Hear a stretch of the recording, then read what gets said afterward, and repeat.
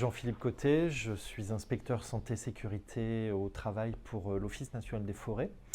L'Office national des forêts, c'est un établissement public à caractère industriel et commercial qui réunit à peu près un peu plus de 8000 personnes, qui gère les forêts publiques sur l'ensemble du territoire, y compris à l'outre-mer.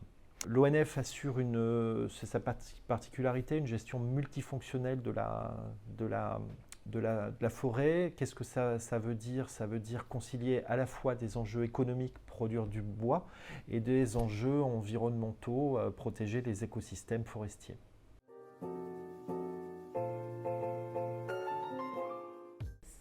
Alors, la situation est une situation de crise dans l'une de nos agences territoriales. Le territoire est découpé en directions territoriales et directions régionales qui regroupent des agences territoriales composées d'environ 80 personnes, c'est à peu près la moyenne. Et donc dans l'une de ces agences territoriales, une situation de crise RH liée à de fortes tensions relationnelles. Donc ces tensions relationnelles ont amené les représentants du personnel à déclencher une alerte dans leurs instances. La particularité de l'établissement, c'est que nous avons à peu près à part égale des personnels de droit public, des fonctionnaires et des personnels salariés. Donc nous avons des instances de droit public et des instances de droit privé. Donc les instances de droit public et de droit privé dans cette direction territoriale se sont alertés de la situation et ont souhaité engager une action pour essayer de résoudre les choses.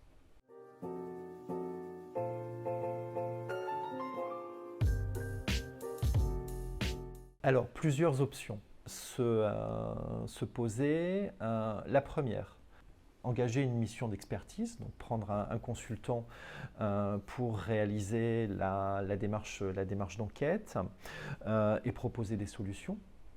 Deuxième option, parce que ça fait partie de mes missions, que je réalise donc moi cette mission d'expertise. Troisième option, engager une démarche d'enquête paritaire. La difficulté dans ce territoire, c'était des instances qui s'étaient encore assez peu, voire pas engagées dans la réalisation d'enquêtes paritaires et en tout cas absolument pas sur ce sujet des tensions relationnelles générant de la souffrance au travail.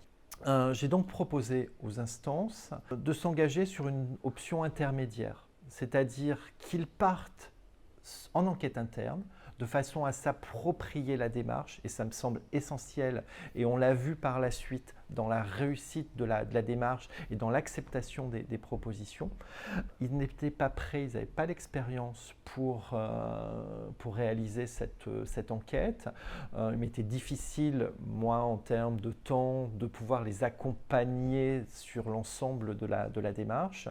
Et donc, sur les conseils, j'ai pris conseil auprès de la CARSAT aux Hauts-de-France qui m'a orienté, qui m'a fourni en fait une liste de consultants externes et j'ai fait mon choix dans cette liste et j'ai trouvé donc un cabinet, un petit cabinet voilà, qui a parfaitement répondu à notre demande et qui s'est parfaitement adapté à la démarche.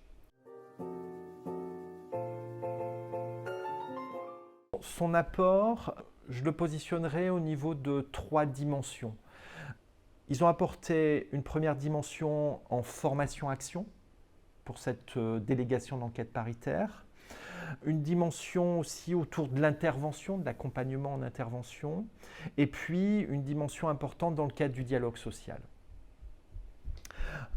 En matière de formation-action, ils ont apporté un appui méthodologique à la délégation d'enquête sur le faire enquête, c'est-à-dire comment préparer, accompagner la délégation d'enquête dans le travail, le questionnaire d'entretien, la définition du périmètre, la communication au niveau de l'organisation donc de l'agence concernée, la construction d'un guide d'entretien assez classiquement. Ils ont dispensé aussi des apports théoriques en matière de sciences du travail et c'est là où c'était très intéressant intéressant dans la démarche, puisque je qualifierais cette délégation d'enquête comme une délégation d'enquête apprenante. À la fois pour les représentants de l'administration qui en faisaient partie, mais aussi pour les représentants du personnel, droit public et droit privé, puisque les instances ont travaillé ensemble dans le cadre de cette délégation d'enquête. Une dimension autour de l'intervention, c'est-à-dire aider la délégation d'enquête à produire un diagnostic, de trouver aussi, d'identifier les différents leviers qui étaient en jeu sur cette situation. C'était aussi les aider à formaliser des propositions, les aider à prendre aussi de la distance, puisque chaque représentant du personnel, en plus certains étaient très impliqués dans la situation. C'est une situation qui s'est dégradée peu à peu, qui était revenue avant de faire alerte. Il y avait eu des questionnements dans le cadre de séances au sein de ces instances. Et la situation faisait résonance. Il fallait apprendre à chacun à prendre de la distance sur la situation. Le cabinet qui nous a accompagnés, donc constitué d'un psychologue du travail et d'un psychosociologue du travail, ont permis aussi, par leurs apports, je parlais d'une prise de recul, ils ont permis d'accompagner les représentants du personnel, mais aussi les représentants de l'administration, dans une vision sur l'organisation du travail pour sortir d'une approche psychologisante de la situation qui malheureusement est bien souvent un travers dans le cadre de ce type de démarche.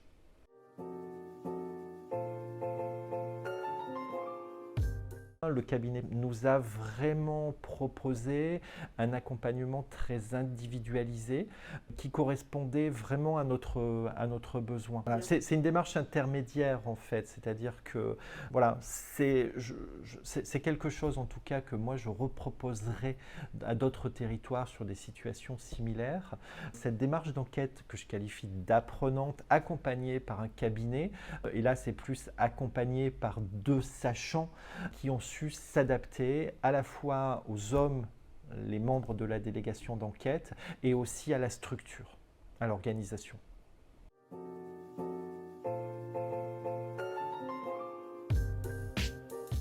Alors, il y a déjà des résultats. Les propositions d'actions qui ont été formulées, les recommandations qui ont été formulées par les délégations d'enquête accompagnées du cabinet étaient très opérationnelles, très pragmatiques, et on voit déjà un certain nombre de résultats. Seconde chose sur laquelle je voudrais insister, c'est que cette délégation d'enquête accompagnée par le cabinet a contribué aussi considérablement à améliorer la qualité du dialogue social dans ce territoire. Ça a permis aux représentants de l'administration au sein de ces instances et aux représentants du personnel, qu'ils soient droit public et droit privé, et aussi ensemble, droit public et droit privé.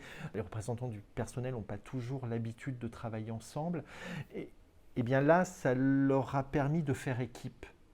Et ce faire équipe, je vous assure qu'il s'est mis en place parce qu'en face, on avait deux consultants, un psychosociologue et un psychologue du travail, qui ont su orienter le travail et la démarche dans ce sens.